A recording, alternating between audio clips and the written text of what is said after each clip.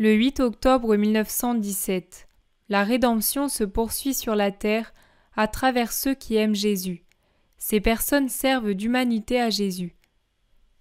Pendant que j'étais dans mon état habituel et que je souffrais beaucoup, mon aimable Jésus vint et me dit « Ma fille, tout ce que j'ai fait est éternel. Mon humanité n'a pas souffert que pendant un temps, mais sa souffrance se prolonge jusqu'à la fin du monde.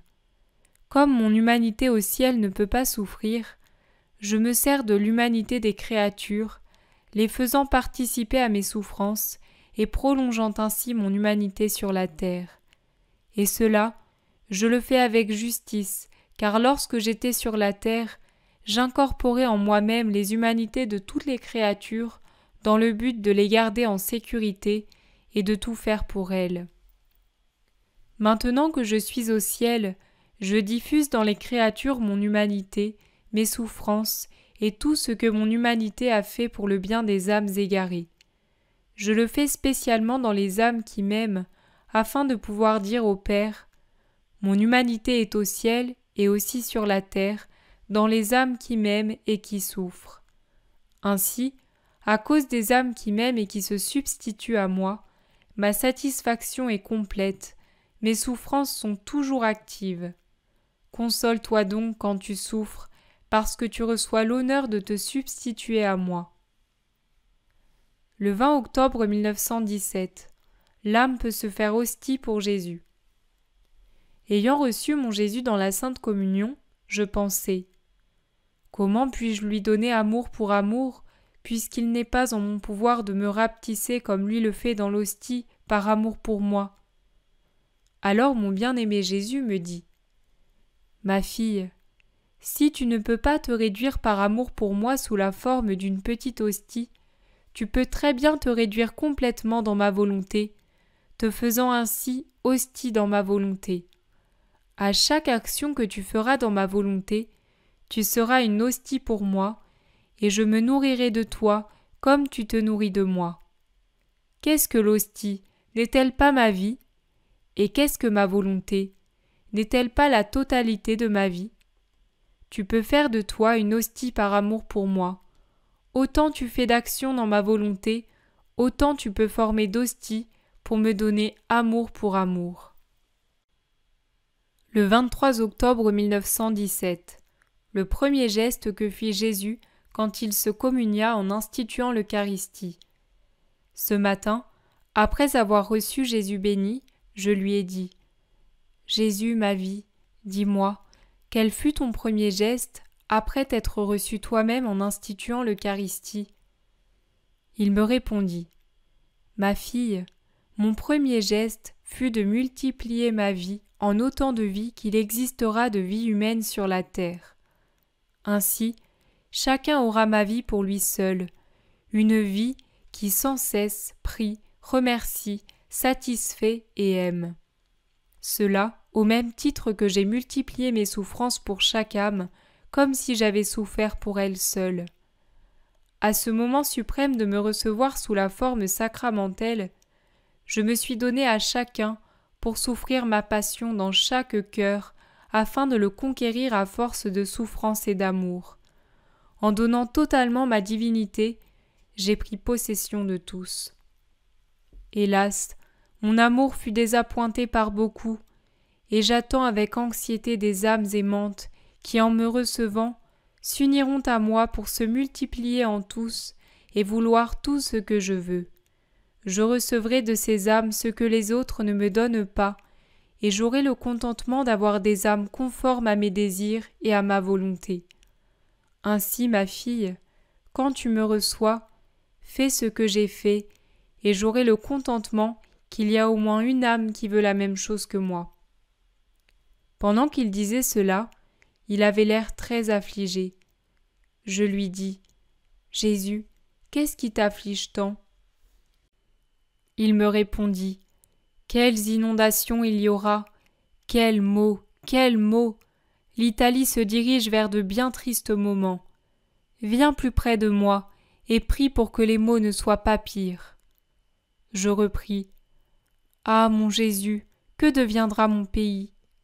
Tu ne m'aimes donc plus comme avant, en n'épargnant pas les autres par amour pour moi ?» Presque en sanglotant, il me répondit « Non, je t'aime beaucoup. » Le 2 novembre 1917. Plainte de Jésus. Menace de châtiment pour l'Italie. Je poursuivais dans les privations, les souffrances et l'amertume, à cause de tant de maux dont j'entendais parler, en particulier l'entrée d'étrangers en Italie. Je priai mon bon Jésus d'arrêter les ennemis, et je lui ai dit « Est-ce cela l'inondation dont tu m'as parlé il y a quelques jours ?» Le bon Jésus me dit « Ma fille, c'est l'inondation dont je t'ai parlé, et elle se poursuivra. Les étrangers continueront d'envahir l'Italie. Cela n'est-il pas bien mérité ? J'avais choisi l'Italie comme seconde Jérusalem. Cependant, elle a ignoré mes lois et refusé de me rendre ce qui m'est dû. Ah, je peux dire qu'elle ne se conduit pas à la manière des humains, mais à la manière des bêtes. Même sous le pesant fléau de la guerre, je ne suis pas reconnu, et elle veut continuer de se comporter comme mon ennemi. C'est justice qu'elle ait subi la défaite. Je continuerai à l'humilier jusque dans la poussière. » Je l'interrompis en disant « Jésus, que dis-tu de ma patrie, ma pauvre patrie, comme tu seras lacérée. Jésus, aie pitié, arrête ce flot d'étrangers. » Il poursuivit « Ma fille, à mon grand chagrin, je dois permettre l'avance des étrangers. Toi, parce que tu n'aimes pas les âmes comme moi, tu voudrais la victoire. Si l'Italie gagnait, ce serait la ruine des âmes. Son orgueil arriverait à un tel degré qu'il anéantirait le peu de bien qu'il reste dans la nation. Elle serait montrée comme une nation qui peut se passer de Dieu. Ah, ma fille, les fléaux continueront, des villes seront dévastées, je vais les priver de tout. Les pauvres et les riches seront sur le même pied.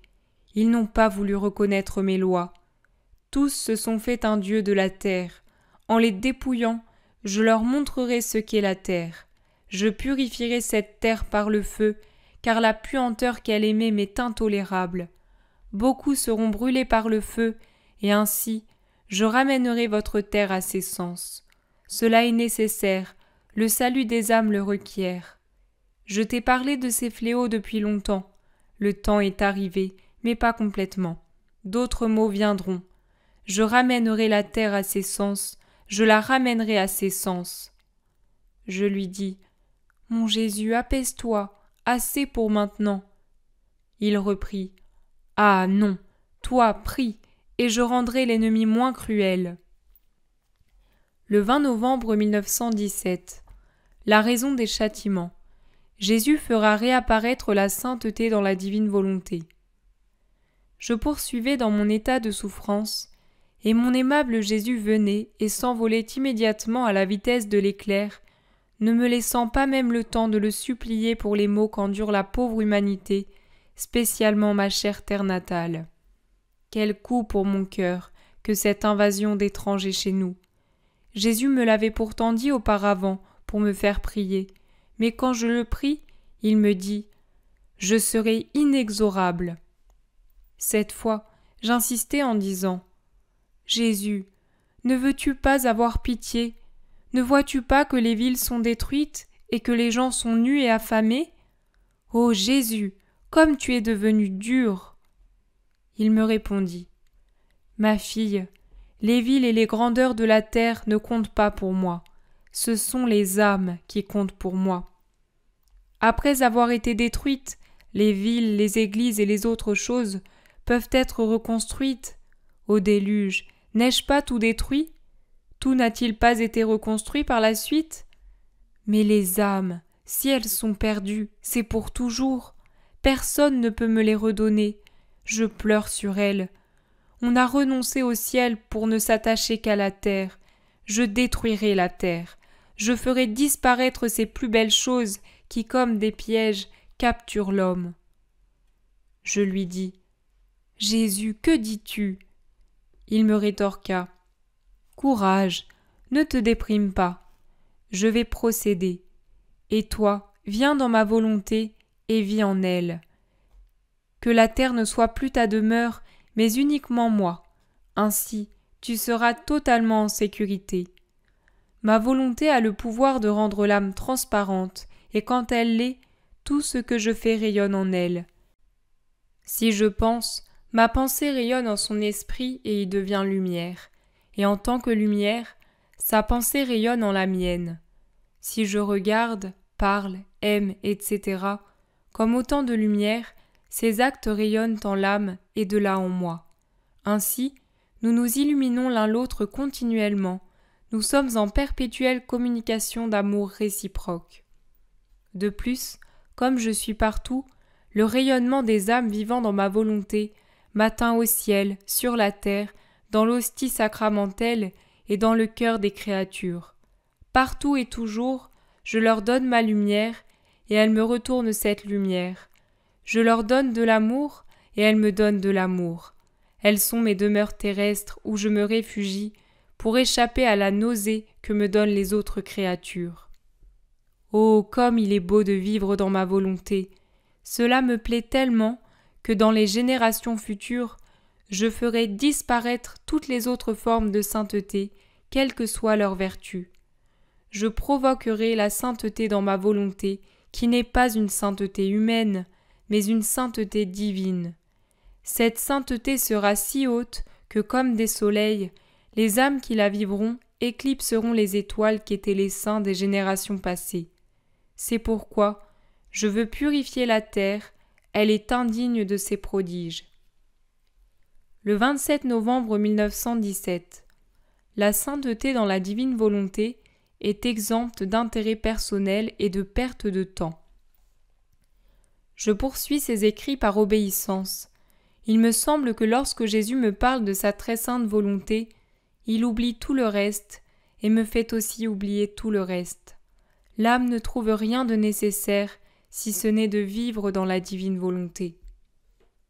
Mécontent de moi par rapport à ce que j'ai écrit sur sa volonté ces 20 derniers jours, Jésus me dit « Ma fille, tu n'as pas tout dit. Je veux que tu écrives tout ce que je te dis concernant ma volonté, même les plus petites choses. Elles serviront aux générations futures. » Chaque forme de sainteté a commencé avec des saints qui en furent les initiateurs.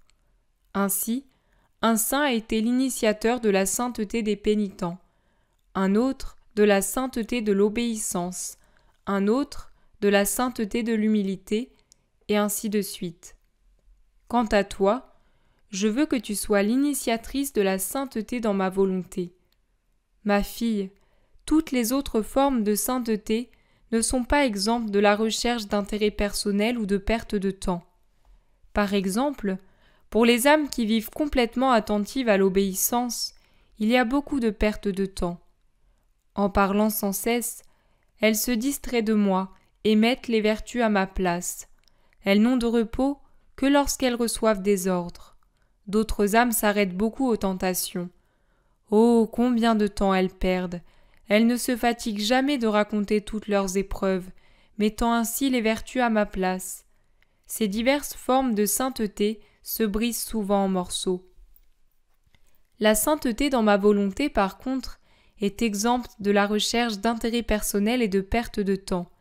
Il n'y a aucun danger que l'âme qui vit cette sainteté m'échange pour les vertus. La sainteté dans la divine volonté fut celle de mon humanité sur la terre. J'ai tout fait pour chacun sans la moindre ombre d'intérêt personnel. L'intérêt personnel efface l'empreinte de la sainteté divine. L'âme qui cherche son intérêt personnel ne peut être un soleil. Au mieux, elle sera une étoile. En ces temps si tristes, les créatures ont besoin de ces soleils qui les réchauffent, les illuminent et les fécondent.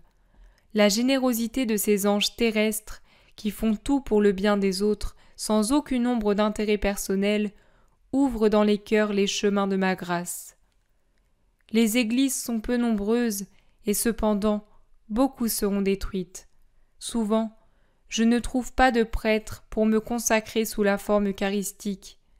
Certains permettent que des âmes indignes me reçoivent. Certaines âmes ne se donnent pas la peine de me recevoir, et d'autres ne le peuvent pas. Ainsi, mon amour est entravé. Voilà pourquoi je veux la sainteté dans ma volonté. Pour les âmes qui la vivront, je n'aurai pas besoin de prêtre pour me consacrer, ni d'église, ni de tabernacle, ni d'hostie, parce que ces âmes seront toutes ensemble prêtres, tabernacle et hostie. Mon amour sera plus libre. Quand je voudrai me consacrer, je pourrai le faire à tout moment, jour et nuit, et partout où ces âmes se trouveront. Oh, comme mon amour trouvera son complet déversement. Ah, ma fille, la génération présente mérite d'être complètement détruite. Si je permets à quelques personnes de rester, ce sera pour former ces soleils de sainteté dans ma volonté, qui feront pour moi tout ce que les autres créatures, passées, présentes et futures, me doivent. Alors la terre me donnera une vraie gloire, et mon fiat voluntas tua, sur la terre comme au ciel, connaîtra son total accomplissement. Le 6 décembre 1917. Jésus n'aime vraiment que les actes accomplis dans sa volonté. Après avoir reçu Jésus dans le Saint-Sacrement, je lui ai dit « Je te baise du baiser de ta volonté. Tu n'es pas content si je te donne seulement mon baiser, mais tu veux aussi le baiser de toutes les créatures. Ainsi, je te donne le baiser de ta volonté, parce que là se trouvent toutes les créatures. Sur les ailes de ta volonté, je prends toutes les bouches des créatures, et je te donne le baiser de toutes. Je te baise non pas avec mon amour, mais avec ton propre amour. Ainsi, tu sentiras le contentement, la douceur et la gentillesse de ton propre amour sur les lèvres de toutes les créatures, et tu seras forcé de donner ton baiser à chacune. Qui pourrait raconter toutes les autres idioties que j'ai ainsi dites à mon aimable Jésus? Il me dit « Ma fille, comme il m'est doux de voir et de ressentir une âme dans ma volonté. Sans qu'elle s'en aperçoive, elle se place au niveau de mes actions et de mes prières telles que je les faisais quand j'étais sur la terre. Elle se met presque à mon niveau. Dans mes plus petites actions, je portais toutes les créatures passées, présentes et futures, de manière à présenter au Père des actes complets au nom de toutes. Pas une seule respiration des créatures ne m'échappait. Autrement, le Père aurait trouvé des exceptions et n'aurait pas reconnu toutes les créatures ou tous leurs actes.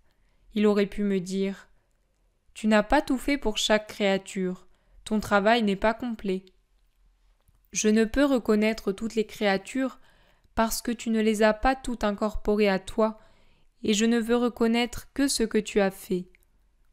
Ainsi, dans l'immensité de ma volonté, de mon amour et de ma puissance, j'ai tout fait pour chaque créature.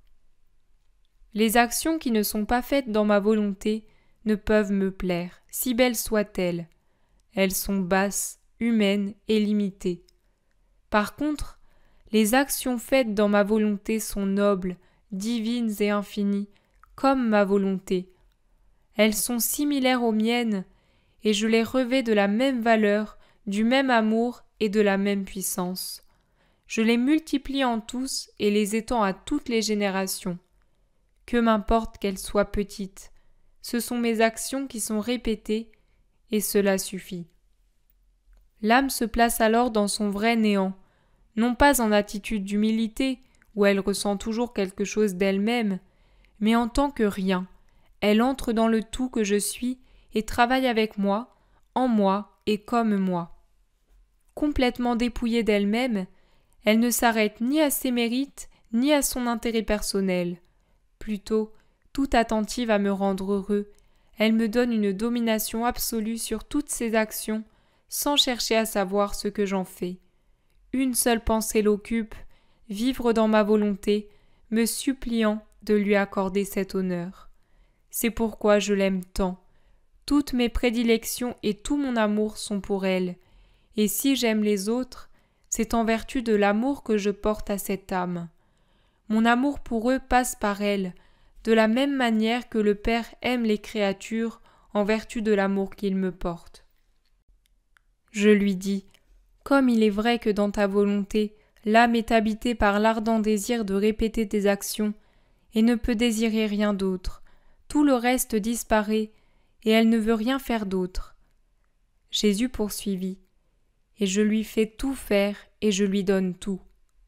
Le 12 décembre 1917, les actions faites dans la divine volonté ont une grandeur comparable à celle du soleil. Poursuivant dans mon état habituel, je me fondais dans la sainte volonté de mon doux Jésus. Je priais, aimais et faisais réparation.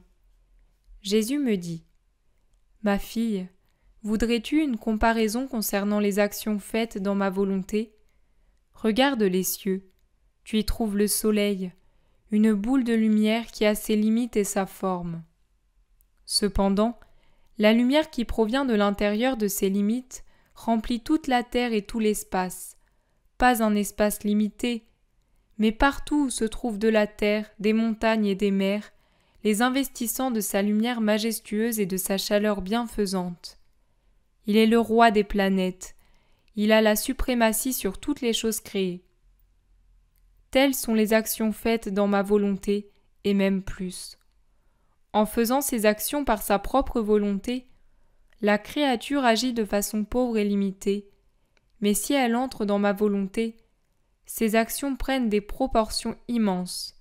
Elles investissent tout, donnent lumière et chaleur à tout, règnent sur tout et acquièrent la suprématie sur toutes les actions des créatures. Ainsi, l'âme gouverne, commande et conquiert. Quoique petite en soi, les actions faites dans ma volonté subissent une incroyable transformation, chose qu'il n'est même pas donné aux anges de comprendre. Il n'y a que moi qui puisse mesurer la juste valeur des actions faites dans ma volonté. Elles sont le triomphe de ma gloire, le déversement de mon amour, le parachèvement de la création. Elles me récompensent pour la création elle-même. Par conséquent, ma fille avance toujours plus avant dans ma volonté. Le 28 décembre 1917, tout ce que faisait Jésus servait à communiquer la vie, et il en va ainsi pour celui qui vit dans la divine volonté. Étant dans mon état habituel et souffrant un peu, ma pensée était la suivante. Comment se fait-il que je ne puisse trouver le repos ni le jour ni la nuit ? Plus je suis faible et souffrante, plus mon esprit est éveillé et incapable de se reposer. Mon doux Jésus me dit : « Ma fille, toi tu ne sais pas pourquoi, mais je vais te le dire. Mon humanité n'avait pas de repos. Même durant mon sommeil, je n'avais aucun répit. J'étais intensément à l'œuvre, car ayant à donner la vie à chaque chose et à chacun, il m'était nécessaire de travailler sans arrêt. Celui qui doit donner la vie doit être continuellement en action. Si j'avais voulu me reposer, combien de vies n'auraient pu surgir ? Combien, sans mon action continuelle, n'auraient pu se développer et seraient demeurées atrophiées ? Combien n'auraient pu entrer en moi, parce que privées de l'acte vital de celui qui seul peut donner la vie ?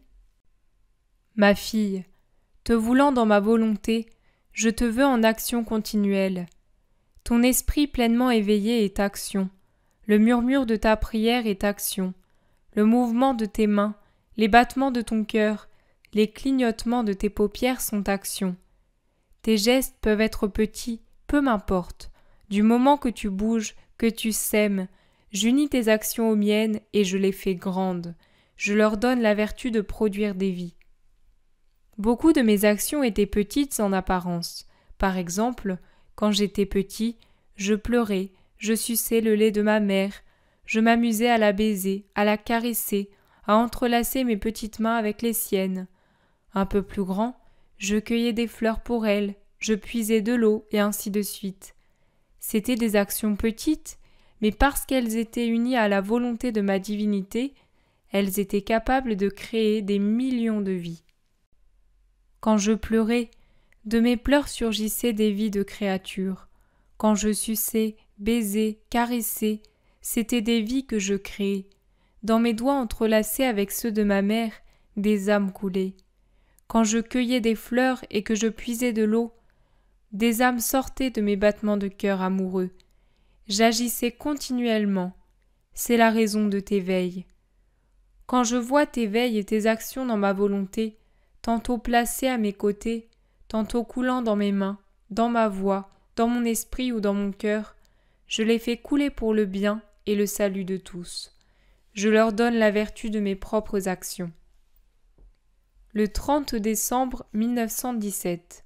Le chagrin de Jésus à cause de l'affection qu'on lui vole. J'étais dans mon état habituel, et mon toujours aimable Jésus se montra très affligé, se plaignant de ceux qui lui volent l'affection des créatures en prenant sa place dans les âmes. Je lui dis : « Mon amour, ce vice est-il laid au point de tant t'affliger ?» Il me répondit : « Ma fille, cela est plus que laid, c'est terrible. C'est le renversement de l'ordre prévu par le Créateur. La créature se place au-dessus du Créateur. Cela équivaut à dire « Je suis aussi bon que Dieu ». Que dirais-tu de quelqu'un qui volerait $1 million à un autre en le plongeant dans la pauvreté et le malheur ? Je lui répondis : il devrait remettre l'argent volé ou bien être condamné. Jésus reprit : cependant, quand on me vole l'affection des créatures, c'est plus que de me voler des millions. L'argent est matériel et bas, alors que l'affection des créatures est spirituelle et grande. L'argent peut être restitué, mais l'affection des créatures ne le peut jamais. C'est un vol irrémédiable. Même si le feu du purgatoire purifie ce vol, il ne pourra jamais remplir le vide d'une seule affection qui m'a été volée. Cela n'est aucunement pris en considération. Au contraire, il y a des gens qui vendent leur affection. Ils sont contents de trouver quelqu'un pour l'acheter. Ils me volent sans aucun scrupule. Ils ont des scrupules s'ils volent une autre créature, mais me voler moi-même ne leur cause aucun scrupule.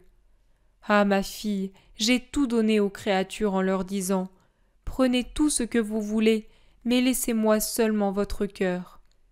Non seulement elles me refusent leur cœur, mais elles me volent l'affection des autres. De plus, cela ne vient pas seulement des personnes séculières, mais aussi d'âmes pieuses, d'âmes consacrées. Quel mal on me fait par une certaine direction spirituelle à l'eau de rose, par certaines condescendances, par tant de sentimentalité, par l'usage de séduction.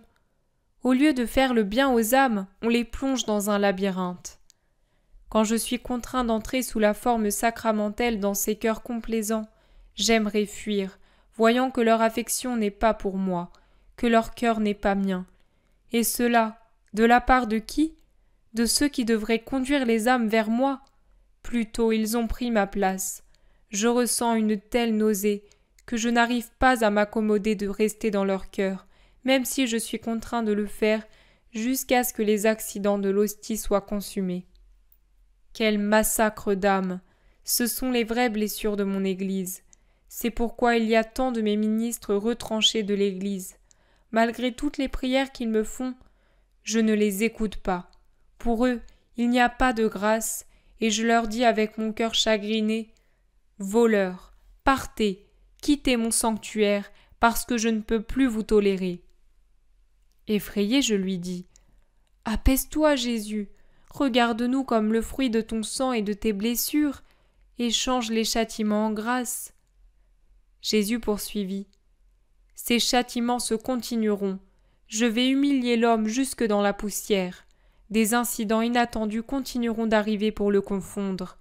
Où il espérera s'échapper, il trouvera un piège. Où il attendra la victoire, il trouvera la défaite. Où il s'attendra à la lumière, il trouvera les ténèbres. Alors il dira : je suis aveugle et je ne sais plus quoi faire. L'épée dévastatrice continuera son travail jusqu'à ce que tout soit purifié. Le 27 janvier 1918. Les choses vont empirer. Les jours sont très amers pour moi. Le doux Jésus ne vient presque plus. Quand il vient, il le fait brièvement comme l'éclair et se laisse voir essuyant ses pleurs, puis sans dire pourquoi, il repart. Finalement, après beaucoup de privations, il me dit : ma fille, après avoir eu affaire à moi si longtemps, n'as-tu pas appris à connaître mes manières d'agir et la raison de mon absence ? Pourtant, je te l'ai dit plusieurs fois, comme il est facile pour toi d'oublier. Les choses vont empirer, c'est tout ce que j'ai à te dire.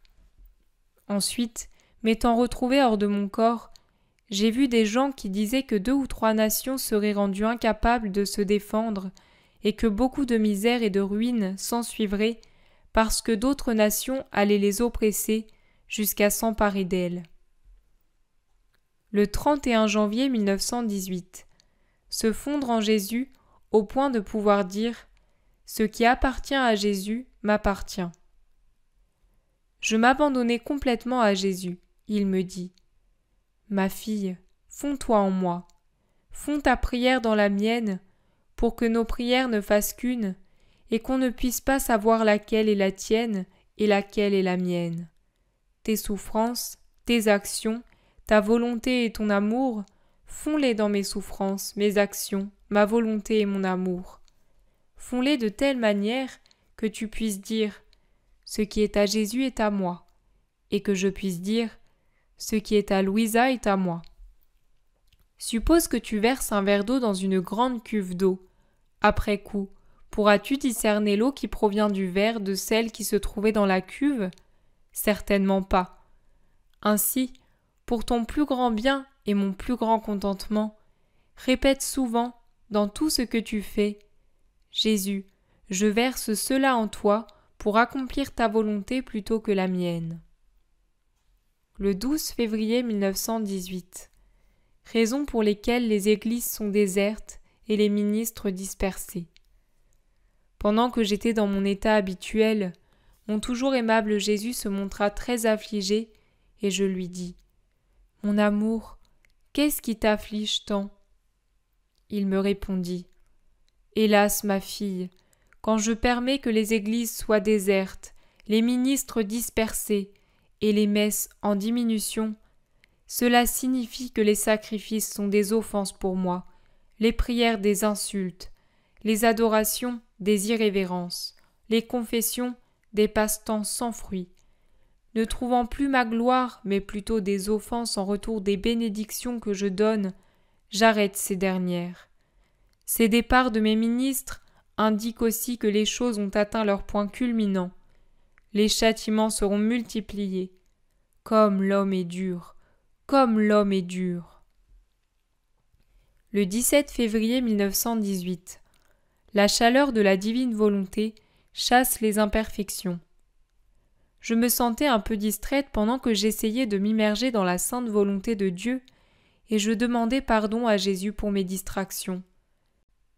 Il me dit « Ma fille, par sa chaleur, le soleil détruit les vapeurs empoisonnées émanant de l'engrais dispersé sur le sol pour fertiliser les plantes. Autrement, les plantes pourriraient et finiraient par sécher. Aussitôt que l'âme entre dans ma volonté, cette dernière détruit par sa chaleur les infections que l'âme a contractées par ses distractions. Par conséquent, dès que tu remarques en toi la distraction, ne reste pas en toi-même, mais entre tout de suite dans ma volonté pour que ma chaleur te purifie et t'empêche de dépérir. Le 4 mars 1918. La fermeté dans le bien conduit à l'héroïsme et à une grande sainteté. Poursuivant dans mon état habituel, je me plaignais à Jésus au sujet de mon pauvre état. Il me dit « Ma fille, courage, ne change en rien. La fermeté est la plus grande vertu. Elle produit l'héroïsme et il est presque impossible que celui qui possède cette vertu ne devienne pas un grand saint. La répétition des actes vertueux fait naître dans l'âme une fontaine d'amour nouveau et croissant. La fermeté fortifie l'âme et met sur elle le sceau de la persévérance finale. Ton Jésus ne craint pas que ses grâces restent sans effet dans les âmes fermes. Il les lui distribue par torrents. On ne peut s'attendre à beaucoup chez l'âme qui travaille à un moment et ne fait rien ensuite, qui fait une chose à un moment et une autre au moment d'après. Elle n'a aucun point d'appui. Un jour, elle est jetée d'un côté et le jour suivant de l'autre. Elle mourra de faim parce qu'elle n'a pas la fermeté qui fait croître l'amour. Ma grâce craint de se verser dans une telle âme parce qu'elle pourra en abuser ou s'en servir pour m'offenser. Le 16 mars 1918. Vivre dans la divine volonté est comme une nourriture et un vêtement pour Jésus. Je me sentais grandement dans le besoin, et je m'en plaignais à Jésus. Toute bonté, il vint de mon intérieur vêtu d'un vêtement garni de diamants resplendissants. Il semblait sortir d'un profond sommeil. Avec beaucoup de tendresse, il me dit « Ma fille, que veux-tu ? Tes gémissements ont blessé mon cœur, et je me suis réveillée pour venir immédiatement m'occuper de tes besoins. Tu dois savoir que j'étais dans ton cœur, et que pendant que tu faisais tes actions, tes prières et tes réparations, que tu te versais dans ma volonté et m'aimais, je prenais tout pour moi et m'en servais pour me nourrir et décorer mon vêtement de diamants précieux. Pendant que tu m'aimais, me priais, et ainsi de suite, je n'ai pas jeûné comme si tu n'avais rien fait. Je prenais tout puisque tu m'avais donné toute liberté. Quand l'âme fait ainsi, je ne peux pas me reposer alors qu'elle est dans le besoin. Je me fais tout pour elle. Dis-moi alors ce que tu veux. » En versant des larmes abondantes jusqu'à mouiller ses saintes mains, je lui parlais de mes besoins extrêmes. Le doux Jésus me pressa alors sur son cœur et versa de son cœur dans le mien une eau très sucrée qui me rafraîchit complètement. Il poursuivit « Ma fille, ne crains pas, je serai tout pour toi. Si les créatures te font défaut, je ferai tout. Je t'attacherai à moi et je te libérerai. Je ne te délaisserai jamais, tu m'es trop cher. Je t'ai fait grandir dans ma volonté et tu es une partie de moi-même. Je te garderai et dirai à chacun « Personne d'autre que moi n'y touche. » Aussi calme-toi, parce que ton Jésus ne te laisse jamais. Le 19 mars 1918, les dissensions entre les prêtres donnent la nausée à Jésus. Poursuivant dans mon état habituel, mon toujours aimable Jésus vint et tout affligé me dit « Ma fille, quelle nausée je ressens à cause de la désunion chez les prêtres. Cela m'est intolérable. Leur vie désordonnée est la raison pour laquelle ma justice permettra que mes ennemis viennent sur eux pour les maltraiter. Les méchants sont prêts à attaquer, et l'Italie est sur le point de commettre le plus grand des péchés, celui de persécuter mon Église et de faire couler le sang innocent. » Pendant qu'il disait cela, il me fit voir nos nations alliées dévastées, plusieurs endroits rasés et leur orgueil terrassé. Le 26 mars 1918. Chaque action faite dans la divine volonté fait croître dans l'âme les qualités et la sainteté divine. Alors que j'étais dans mon état habituel et que j'essayais de me fondre dans la divine volonté, mon doux Jésus me dit « Ma fille, chaque fois que l'âme entre dans ma volonté et y prie, y travaille, y souffre, etc., elle acquiert de nouvelles beautés divines. Pour chaque action additionnelle faite dans ma volonté, l'âme acquiert plus de force, de sagesse, d'amour et de sainteté divine. De plus, pendant que l'âme acquiert des qualités divines, elle laisse les qualités humaines. Quand l'âme agit dans ma volonté, l'humain reste comme suspendu. La vie divine agit et prend la place, et mon amour a la liberté de déposer ses attitudes dans la créature. Le 27 mars 1918. L'âme vivant dans la divine volonté partage la vie eucharistique de Jésus. Je me plaignais à Jésus de ne même pas pouvoir assister à la Sainte Messe. Il me dit « Ma fille, qui donc effectue le divin sacrifice ? N'est-ce pas moi ? Lorsque je suis sacrifiée à la messe, l'âme qui vit dans ma volonté est sacrifiée avec moi, pas seulement à une messe, mais à toutes les messes. Elle est consacrée avec moi dans toutes les hosties. Ne quitte jamais ma volonté, et je te ferai aller partout où tu voudras. Il passera un tel courant de communication entre toi et moi, que tu ne feras aucune action sans moi, et que je ne ferai aucune action sans toi.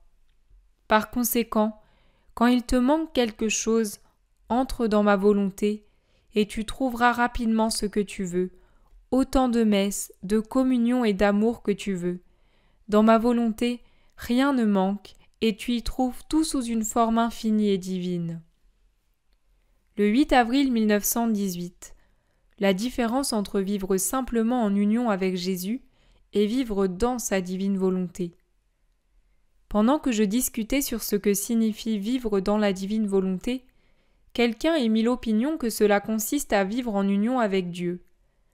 Se montrant à moi, mon toujours aimable Jésus me dit « Ma fille, il y a une grande différence entre vivre simplement unie à moi et vivre dans ma volonté. » Pendant qu'il disait cela, il tendit le bras vers moi et me dit « Viens un moment dans ma volonté, et tu verras la grande différence. » Je me trouvais ainsi en Jésus, mon petit atome nager dans la volonté éternelle. Comme cette volonté est un acte simple comportant tous les autres actes, passé, présent et futur, je pris part à cet acte simple dans la mesure où cela est possible pour une créature. J'ai même pris part à des actes qui n'existent pas encore et qui existeront à la fin des siècles et aussi longtemps que Dieu sera Dieu. Pour tout cela, je l'ai aimé, remercié, béni, etc. Il n'y avait aucun acte qui m'échappait et j'ai pu faire mien l'amour du Père, du Fils et du Saint-Esprit, vu que leur volonté était mienne, et je leur ai donné cet amour comme étant mien. Comme j'étais heureuse, eux ils trouvaient un plein contentement en recevant de moi leur propre amour. Mais qui peut tout dire? Il me manque les mots. Jésus béni me dit « As-tu vu ce qu'est vivre dans ma volonté? C'est disparaître, et dans la mesure où c'est possible pour une créature, entrer dans la sphère de l'éternité, dans la toute-puissance de l'Éternel, dans l'Esprit incréé, et prendre part à chaque acte divin. C'est jouir de toutes les qualités divines alors même que l'on est sur la terre. C'est haïr le mal d'une manière divine. C'est tout couvrir sans s'épuiser, vu que la volonté qui anime l'âme est divine. C'est la sainteté non encore connue sur la terre et que je ferai connaître, la plus belle et la plus brillante, qui sera la couronne et l'achèvement de toutes les autres saintetés. Par contre, celui qui vit simplement uni à moi ne disparaît pas. Deux êtres sont ensemble, non fondus en un seul. Quiconque ne disparaît pas ne peut entrer dans la sphère de l'éternité pour prendre part à tous les actes divins. Réfléchis bien et tu verras une grande différence. Le 12 avril 1918. Savoir se reposer en Jésus. La pureté d'intention. Me trouvant dans mon état habituel, je ressentais un besoin extrême d'être avec Jésus, de me reposer en lui. Mon doux Jésus vint et me dit « Ma fille, repose-toi en moi. Tu me trouveras toujours à ta disposition. Je ne te ferai jamais défaut. Plus tu te reposeras en moi, plus je me verserai en toi. » Souvent, ressentant le besoin de me reposer, je viendrai à toi et je me reposerai en toi, me servant à moi-même le repos que je t'accorde. Puis il ajouta « Quand les âmes font tout pour me plaire, m'aimer et vivre aux dépens de ma volonté, elles deviennent comme des membres de mon corps en lesquels je me glorifie comme si c'étaient les miens. Autrement, elles sont comme des membres disloqués qui me font souffrir. Elles font souffrir non seulement moi, mais aussi elles-mêmes et leurs semblables. Elles sont des membres qui laissent échapper des matières purulentes contaminant même le bien qu'elles font. Le 16 avril 1918. Les souffrances permettent de trouver Jésus. Poursuivant dans mon état habituel, je ressentais mon pauvre cœur oppressé et en grande souffrance. Je ne dis pas ceci pour me plaindre. Mon toujours aimable Jésus vint et me dit « Ma fille, j'envoie des souffrances aux créatures pour qu'elles me trouvent à travers elles. Je suis comme enveloppée par ces souffrances, et si l'âme souffre avec patience et amour, elle brise l'enveloppe qui me recouvre et me trouve. Autrement, je demeure cachée dans ces souffrances, l'âme ne me découvre pas, et je ne puis me manifester à elle. » Il ajouta « Je ressens un désir irrésistible de me répandre dans les créatures. Je voudrais déposer en elles ma beauté pour les rendre toutes très belles, mais par le péché, elles rejettent ma divine beauté et se couvrent de laideur. Je voudrais les combler de mon amour, mais aimant ce qui n'est pas de moi, elles tremblent de froid et rejettent cet amour. J'aimerais leur communiquer tout de moi pour les couvrir de mes qualités, mais elles me rejettent. Me rejetant, elles forment entre elle et moi un mur empêchant toute communication entre le Créateur et sa créature. En dépit de tout cela, je poursuis mes efforts, espérant trouver au moins une âme qui veuille recevoir mes qualités. L'ayant trouvée, j'augmente mes grâces en elle, les multipliant par 1000. Je me déverse tout entier en elle pour en faire un prodige de grâce. Enlève donc cette oppression de ton cœur. Verse-toi en moi, et je me verserai en toi. Jésus te l'a dit et cela suffit. Ne te soucie de rien, je vais m'occuper de tout. Le 25 avril 1918, Jésus s'amuse avec Louisa. Je disais à mon doux Jésus, « Ma vie, comme je suis cativa ». En italien, cativa signifie mauvais, faible. « Mais je sais que tu m'aimes quand même. » Alors mon bien-aimé Jésus me dit, « Ma petite cativa, tu es indubitablement cativa, mais tu as captivé ma volonté. En ayant captivé mon amour, ma puissance, ma sagesse, etc., tu as captivé une partie de moi. Mais en ayant captivé ma volonté, tu as captivé toute la substance de mon être, tu m'as captivé en totalité. C'est pourquoi je te parle souvent, non seulement de ma volonté, mais de la manière d'y vivre. Je veux que tu connaisses bien ces deux aspects afin que ta vie soit parfaitement intégrée à la mienne. Et alors, en connaissant les secrets de ma volonté, peux-tu être encore mauvaise ? Je repris. Mon Jésus, tu blagues avec moi. Je veux te dire que je suis réellement cativa, mauvaise, et que je veux que tu m'aides à devenir bonne. Il répondit. Oui, oui, et il disparut. Le 7 mai 1918. La divine volonté s'occupe de départir l'âme de ce qu'elle a d'humain pour mieux s'intégrer à elle. J'étais dans mon état habituel et mon doux Jésus me dit « Ma fille, si tu ne me vois pas comme à l'accoutumée pendant quelques jours, ne t'afflige pas. Les maux vont augmenter. Le ciel et la terre vont s'unir pour frapper l'homme, et je ne veux pas t'affliger en te faisant voir tant de maux. » Je lui répondis « Mon bon Jésus, la plus grande souffrance pour moi, c'est d'être privé de toi. C'est la mort sans mourir. C'est une douleur indescriptible et sans limite. Jésus, Jésus, que dis-tu ? Moi sans toi, sans vie ? Ne me dis plus jamais cela. » Jésus poursuivit. « Ma fille, ne t'alarme pas. Je n'ai pas dit que je ne viendrai pas du tout, mais pas souvent. Je te le dis d'avance pour que tu ne t'inquiètes pas.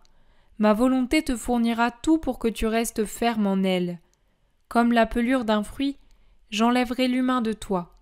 Laisse la machine de ma volonté te moudre afin que rien d'humain ne reste en toi. » Le 20 mai 1918.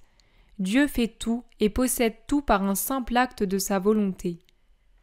Poursuivant dans mon état habituel, je disais à mon doux Jésus, « Comme je voudrais posséder tes désirs, ton amour, tes affections, ton cœur, etc., pour pouvoir désirer et aimer comme toi. » Alors mon toujours aimable Jésus me dit, « Ma fille, je n'ai ni désir, ni affection, tout est concentré dans ma volonté. Ma volonté est tout pour moi. On désire une chose si on ne l'a pas. Cependant, dans ma volonté, je peux tout faire. Celui qui n'a pas l'amour peut désirer l'amour, mais dans ma volonté se trouve la plénitude, la source de l'amour. Étant infini, je peux, par un simple acte de ma volonté, disposer de tous les biens et les répandre sur tous. Si j'avais des désirs, je ne serais pas parfaitement heureux, il me manquerait quelque chose, je serais un être fini. Je possède tout, et par conséquent, je suis heureux et je peux rendre chacun heureux. Être infini signifie être capable de tout faire, de tout posséder et de rendre tout le monde heureux. Puisqu'elle est finie, la créature ne possède pas tout et ne peut tout embrasser. Elle a des désirs, de l'anxiété, des affections, etc., qu'elle peut utiliser comme démarche pour monter vers son Créateur, y courtiser les qualités divines et ensuite déborder sur les autres. Si l'âme se fond totalement dans ma volonté, elle ne fait pas que courtiser mes qualités, mais d'une seule gorgée, elle m'absorbe complètement. Ses propres désirs ou affections disparaissent et sont remplacés par ceux de ma volonté. Le 23 mai 1918. Les envolées de l'âme dans la divine volonté. Ce matin, mon doux Jésus n'est pas venu, et j'ai passé ce jour dans les soupirs, l'anxiété et l'amertume. Cependant, j'étais tout immergé dans sa volonté. La nuit venue, je ne pouvais plus tenir, et j'ai appelé Jésus avec véhémence. Je ne pouvais fermer les yeux. Et j'étais agité. Je le voulais à tout prix. Il vint finalement et me dit « Ma colombe, qui pourrait dire les envolées que tu fais dans ma volonté, l'espace que tu parcours, l'air que tu inhales? Personne ne peut le dire, pas même toi. Il n'y a que moi qui puisse le dire, moi qui jauge tes fibres, qui compte tes pensées et les battements de ton cœur. Pendant que tu voles, je vois les cœurs que tu touches. Ne t'arrête pas. Vole vers d'autres cœurs, frappe et envole-toi à nouveau. Sur tes ailes, apporte mes je t'aime à d'autres cœurs pour me faire aimer. Viens ensuite dans mon cœur pour te reposer, afin que par la suite, tu puisses recommencer avec des envols encore plus rapides. Je m'amuse avec ma petite colombe, et j'invite les anges et ma mère à s'amuser avec moi. Et je ne te dis pas tout, le reste, je te le dirai au ciel. Que de choses surprenantes je te dirai.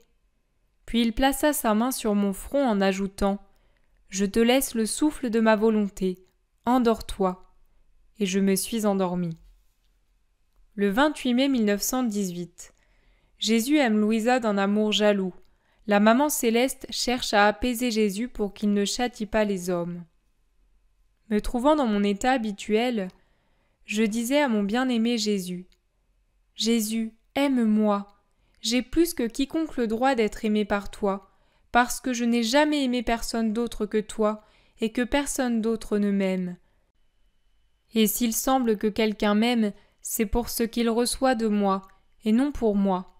En somme, entre mon amour pour toi et le tien pour moi, aucun autre amour ne vient s'intercaler. » Mon doux Jésus me répondit « Ma fille, tu ne dois voir là rien d'autre que mon très puissant amour pour toi. Il est si grand que sa jalousie te tient loin de tout.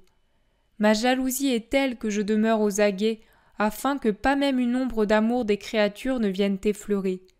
Au plus, je tolère que quelqu'un t'aime en moi, mais pas hors de moi, autrement je le ferai fuir.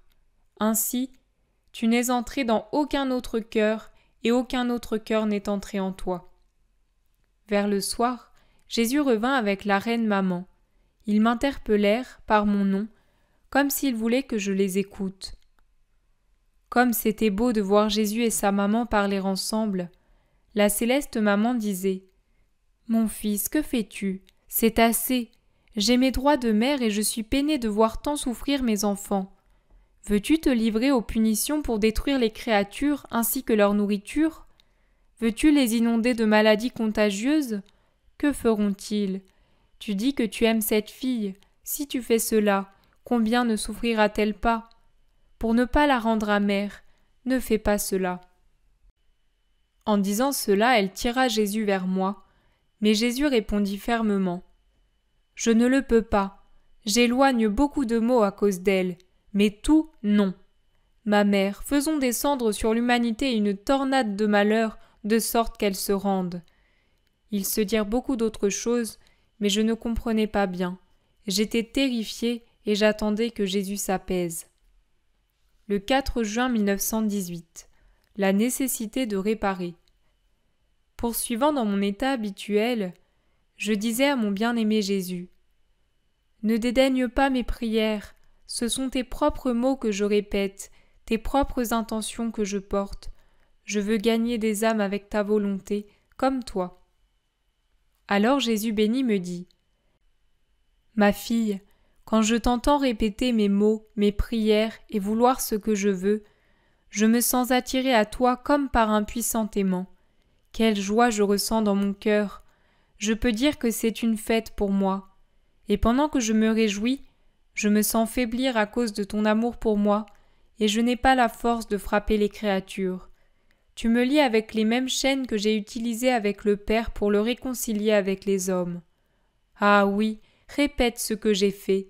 Fais toujours ainsi si tu veux que ton Jésus, qui vit tant d'amertume, reçoive de la joie des créatures. » Il ajouta : « Si tu veux être en sécurité, fais toujours des réparations et fais-les avec moi. Fonds-toi en moi de manière à ce qu'il ne monte de toi et moi qu'un unique cantique de réparation. Quand l'âme répare, elle est à l'abri, elle est protégée contre le froid, la grêle et tout. Si elle ne répare pas, elle est comme quelqu'un qui se trouve au milieu de la route, exposé aux éclairs, à la grêle et à tous les maux. Les temps sont très tristes, et si le cercle des réparations n'est pas agrandi, il y a danger que ceux qui ne sont pas protégés soient frappés par les éclairs de la divine justice. Le 12 juin 1918, Jésus a mis les créatures à l'abri en les recouvrant de son humanité, mais elles se placent à l'extérieur, exposées aux coups. Me trouvant dans mon état habituel, j'ai dit à mon toujours aimable Jésus : « Comment est-ce possible ? Tu as tout fait pour nous, tu as satisfait pour tous. En toutes choses, tu as rétabli la gloire du Père au nom des créatures, de telle sorte que tous soient recouverts d'un manteau d'amour, de grâce et de bénédiction. Néanmoins, les châtiments tombent encore, détruisant presque le manteau de protection dont tu nous as couverts. » M'interrompant, mon doux Jésus me dit : « Ma fille, ce que tu dis est vrai, j'ai tout fait pour les créatures. Pour être sûr de les placer en sécurité, j'ai voulu les envelopper du manteau de mon amour, comme à l'intérieur d'une armure de défense. Mais par des péchés volontaires, les créatures ingrates brisent cette armure, échappant ainsi à mes grâces et à mon amour. Se plaçant à l'extérieur sans aucun abri, elles sont frappées par les éclairs de la justice divine. Ce n'est pas moi qui frappe les hommes, ce sont eux qui, par leurs péchés, se dressent contre moi et reçoivent les coups. Prie, prie pour contrer le grand aveuglement des créatures. » Le 14 juin 1918, Jésus veut que l'âme manifeste l'amour qu'elle reçoit de lui, afin que les autres deviennent également amoureux de lui. Un soir, après que j'eus fini d'écrire, mon doux Jésus vint et me dit : « Ma fille, chaque fois que tu écris, mon amour éprouve un nouvel épanchement, un nouveau contentement, et je me sens plus porté à te communiquer mes grâces. Sache cependant que je me sens trahi quand tu n'écris pas tout, que tu omets de parler de mes intimités avec toi et de mes démonstrations d'amour. C'est que, dans ces manifestations amoureuses, je cherche non seulement à t'inciter à me connaître et à m'aimer davantage, mais je m'intéresse aussi à ceux qui vont lire ces textes et dont je pourrai recevoir plus d'amour. Si tu n'écris pas ces choses, je ne recevrai pas cet amour et je me sentirai trahi. » Je lui répondis : « Ah, mon Jésus, ça me demande un tel effort de mettre sur papier certains secrets et certaines intimités entre toi et moi. Il m'apparaît que tu dévies avec moi des voies usuelles que tu utilises avec les autres. » Il me répondit : « Ah, c'est la faiblesse de beaucoup. Par humilité ou par peur, ils cachent l'amour que j'ai pour eux, et ce faisant, ils me cachent. Au contraire, ils devraient manifester cet amour pour me faire aimer. Ainsi, je suis trahi en amour, même par les bons. » Le 20 juin 1918, Jésus joue le rôle de prêtre pour ceux qui vivent dans sa volonté. Me trouvant dans mon état habituel, mon doux Jésus se manifesta plein d'attention. Il veillait sur moi en tout. Une corde partit de son cœur et se dirigea vers le mien. Si j'étais attentive, cette corde restait fixée à mon cœur et mon bien-aimé Jésus la faisait bouger et s'amusait avec elle. Il me dit : « Ma fille, je suis tout attentif aux âmes. Si elles sont également attentives à moi, la corde de mon amour reste fixée à leur cœur. Je multiplie mes attentions et je m'amuse.